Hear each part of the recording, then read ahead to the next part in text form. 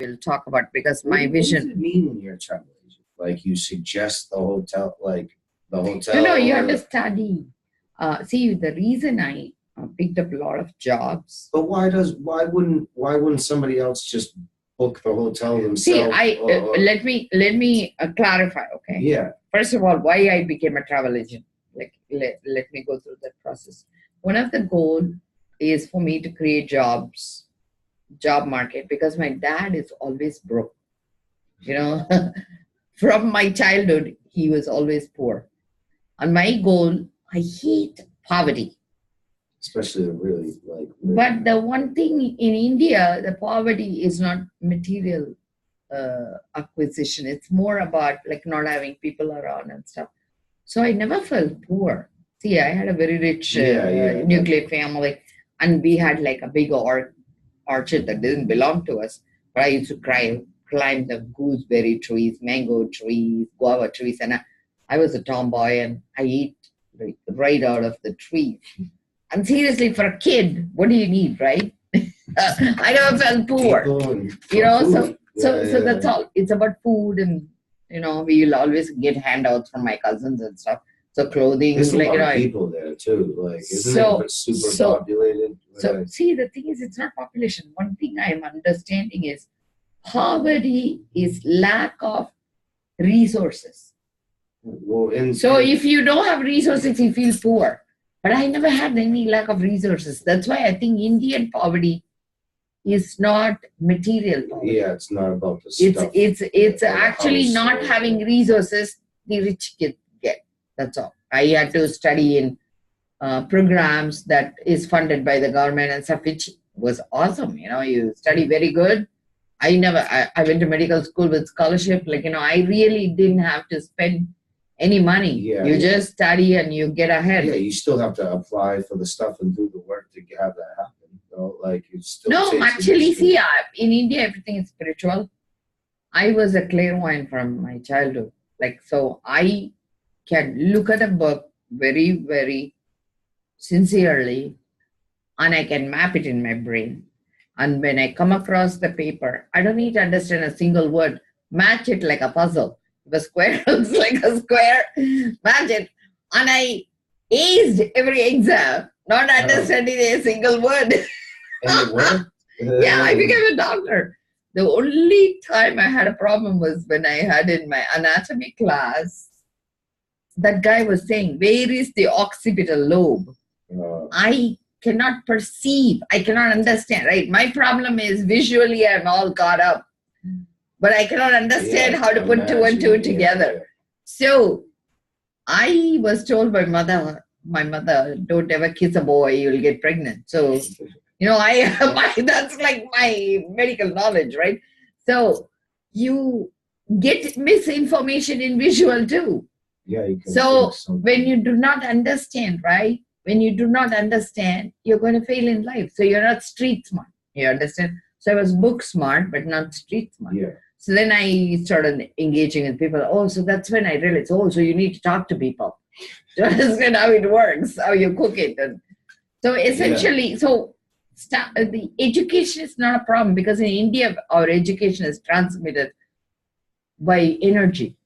So I can get everything downloaded to me by just sitting in the presence of a higher being. That's why they call it, you climb on the shoulders of a giant. Like Bill Gates' children, right? They don't need to work hard to go to Dunkin' Donut to get a basic job, minimum wage, right? Because they weigh up.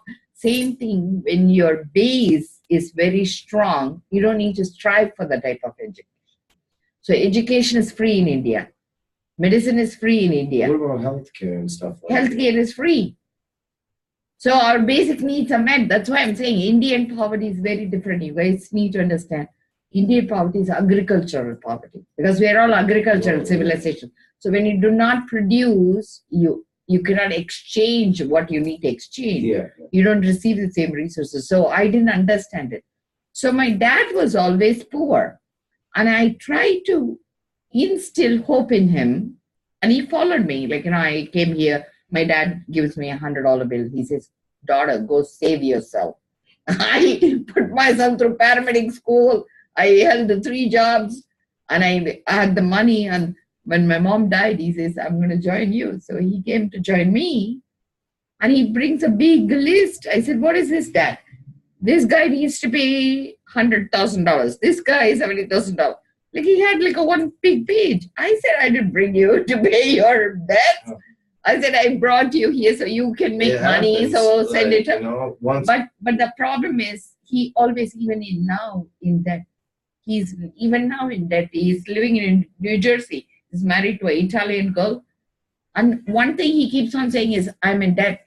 So I said, why are you not working? I don't want to work. that's why he's in debt.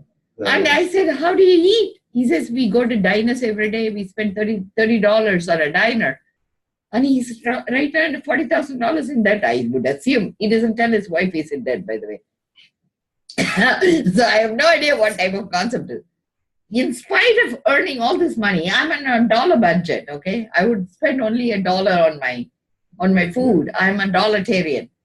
So I decided to try every sort of job to teach him how to make money.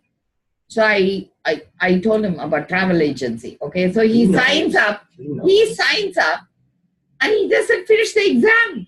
So he gave it to me. So I finished the exam and I became a travel agent, okay? That's how it happens. So, and you were asking, what is the difference about travel agent? I booked my own flights to go to the cruise, okay? Do you get to save any money now that you you need to understand what is travel agent first. Travel agent is not only money, it's flexibility. So if I book through a flight and let's say, like, you know, I wanted to visit, and I'm going to put this on record. I wanted to visit my goddaughter in California. And my dad, like, you know, his wife wouldn't allow him to travel. He had he had the ability to only travel 2 or 3 days. She's controlling his life. My husband, the same way, has very set rules for me. Only on the weekend, I'm like how custodially, 1 week on, 1 week off. On my week off only, I can travel, okay? So my dad wouldn't want to go alone. So I booked a ticket, me flying to New Jersey, picking up my dad in New Jersey, going to California. And so our travel together from New Jersey to California will be the same flight. But me to New York or New Jersey is a separate flight. Yeah. And then on the way back, I wanted to stop over at Florida because there is a space my teacher has. We wanted to stay because he wanted me to create an embassy there. And my husband doesn't like my teacher. So, so I had to play it in such a way, it has to fit in with so I had to schedule it. So on the way back from California, we flew, because anywhere we go, we had a layover. So I could do multiple ports, the time I want, the flexibility I need. So when I come back, I can pick up my car and drive up home because my husband doesn't want to give me a ride either. He says, take your own Uber. So I have to maneuver a lot of things. That's why the travel agent is very good. It gives you flexibility, it pulls exactly like, you know, what are the choices. This you cannot have as a person booking yourself. You understand? So that is very high-end travel agent. That is, I don't care about the money I spend. But so it ended up costing. And the weird part is I booked all this and our flight ticket was under $1,000 with all this commotion. At the last minute, my dad, I cannot rely on at all. Anytime his wife has a fall or something, he'll stand me back and he'll totally blow me up because he wants me to pay for his ticket, so he's not accountable.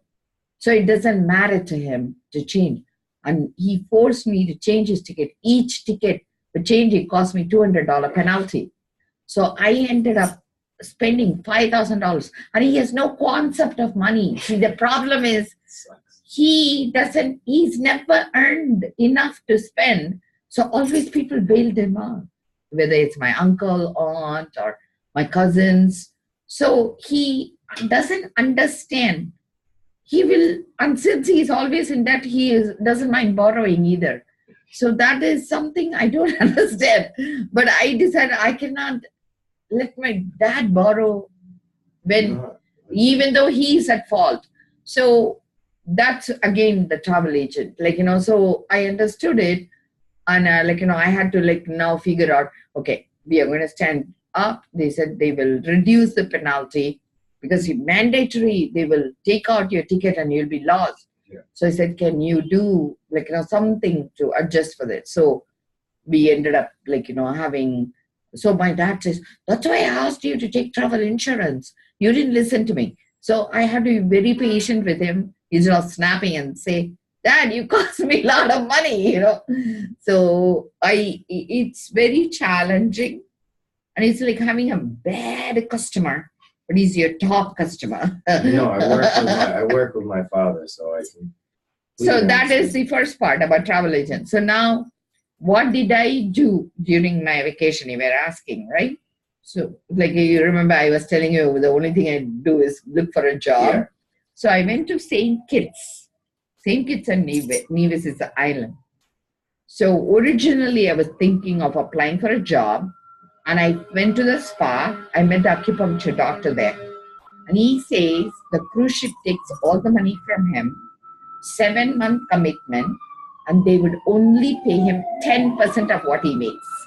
And then all the tips, gratuity, which the cruise ship collects 15%. Of the tips too? No, that is given to him. So it is 10% of his money he makes and 15% gratuities, which means 25%, 1/4 of what you earn is your salary. And if in case you have no work done, you get paid nothing. But you don't need to pay for your room and board. Even just being on the cruise ship, if nobody comes into the spa and you don't do anything, you get nothing. Nothing. But your room and food is paid for. So essentially it's having room and board for 7 months you're there. Yeah. And you have to work all 7 days, no day off. So there is nothing like a day off. Your only thing is, he said, you're allowed to come to work at 2:30 in the afternoon. And you stay on until your last customer. Yeah. So once I heard that, I changed my job about cruise ship job. Yeah. So St. Kitts I went, and I met this taxi driver. He was really nice. So I was asking. He was very funny. So my husband, my birthday was last week. So my husband bought me a ring. And as soon as he bought, I broke it. So we were talking on the taxi, and we went and bought another ring that also I broke, but I decided to wear second one too. Second one, I was so frail, So actually, I made a pendant out of it. Yeah. The broken one, I made a shell. All these are broken pieces. Okay, so I was telling him, I said, I underestimate my femininity. So he was just laughing, He says, do you have a sister? I want to date her. So I was thinking, so I was asking, what is special about St. Kitts? What he said is, they are opening a program.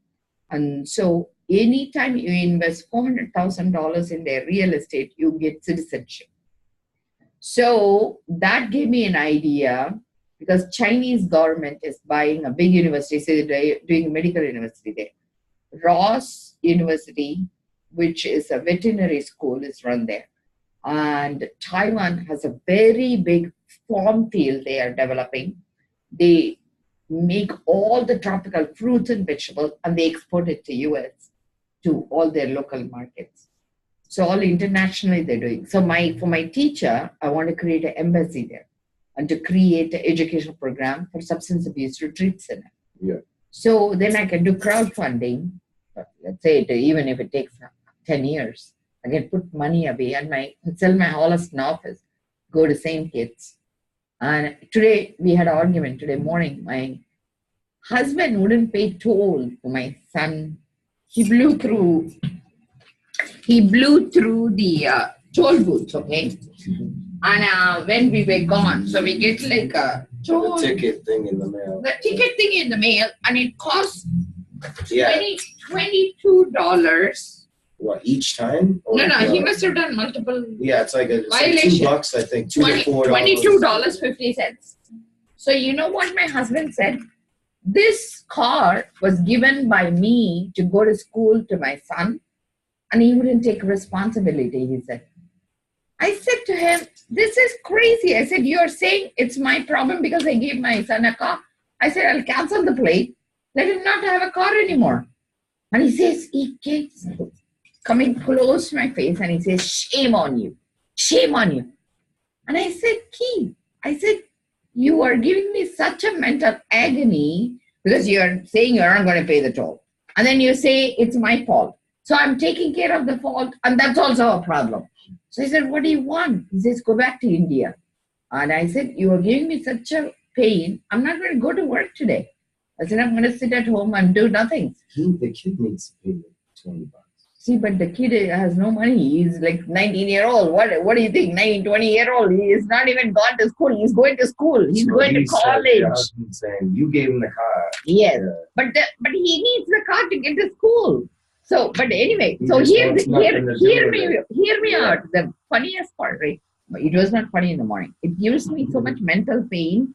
So I told my husband, and I said it is so painful mentally for me because he comes very close to my face and yells and stuff. So what I told him is, I don't feel like working today. And he told me, if you cannot go to work, go back to India. That's what he said to me today. So I was thinking, if that is what it's going to be, I'd rather invest in St. King. That's where my brilliant idea came. That's right. So yeah. So what I'm saying is, today, thank God, my husband gave me the opening I needed. Because I have nothing to go back to India for. I don't have a family. Meaning, like, my mom died. My sister is now visiting her daughter in California. So I feel personally, and she's married. I cannot overstay see how many days my brother-in-law is going to keep me, right? Like, meaning, he's going to kick me out after 1 month, you know. So I feel personally I need to take care of myself. So I think I'm going to invest in St. Kitts. That's going to be my retirement home. And what I want to do for you guys is create a substance abuse recovery center. This monthly rent there is $300. So you can go live there, work with us as a recovery retreat center, create a nice substance abuse program there. That's my goal. Would you work with me? Let's do it together. Is there a bad drug problem? No, the drug problem is here. But we are like, because the weather there is 70 degrees all year round. It's a good place. And so you can, like, grow your own farm. Like, what I'm saying is we can create jobs, we can create nice centers. That's my vision. That's what I brought back for you guys from the cruise ship. But I'm not going to tell my husband because I'm going to tell him I'm going to India.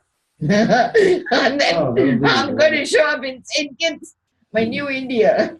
That sounds like a good idea. And the weird part is I'm a citizen here. His mind is thinking I need to be shipped back to India. And I'm saying, do you think I'm a kid? He's probably just He's in the morning, full of like, it. Yeah, he's called me many times. I decided not to pick up the phone. Anyway, so I love you guys.